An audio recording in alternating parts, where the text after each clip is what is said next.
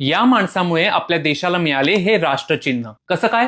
चला सांगतो. आपले राष्ट्रचिन्ह म्हणजे ही राजमुद्रा. हे प्रतीक सारनाथ मधल्या अशोक स्तंभावरून घेण्यात आले, पण याचा शोध लावण्याचे क्रेडिट जाते फ्रेडरिक ऑस्कर ऑर्टेल या माणसाला. फ्रेडरिक ऑर्टेल हा ब्रिटिश सरकारसाठी काम करणारा एक सिव्हिल इंजिनियर आणि आर्किटेक्ट होता. त्या काळच्या Thomson College of Civil Engineering म्हणजे आत्ताच्या IIT रुरकी मध्ये याचे शिक्षण पूर्ण झाले. मग याने काही वर्ष रेल्वेमध्ये तर काही वर्ष PWD मध्ये काम केले. 1903 साली ऑर्टेलचे वाराणसीत पोस्टिंग झाले होते. तेव्हा तिकडे जवळच सारनाथ मध्ये पुरातत्व विभागाचे काम सुरू होते. या कामात भाग घेण्याची परवानगी ऑर्टेलने मिळवली आणि 1904 साली उत्खननाला सुरुवात झाली. ऑर्टेलला या उत्खननात एकूण 476 शिल्प, 41 शिलालेख आणि इतर वस्तू मिळाल्या. पण यातले सर्वात महत्वाचे म्हणजे मार्च 1905 मध्ये सापडलेला हा अशोक स्तंभ. साधारण 2500 वर्षापूर्वी मौर्य साम्राज्याच्या सम्राट अशोकने उभारलेल्या या स्तंभाचा शोध लागणे ही भारतासाठी एक अतिशय महत्वाची घटना ठरली. 26 जानेवारी 1950 रोजी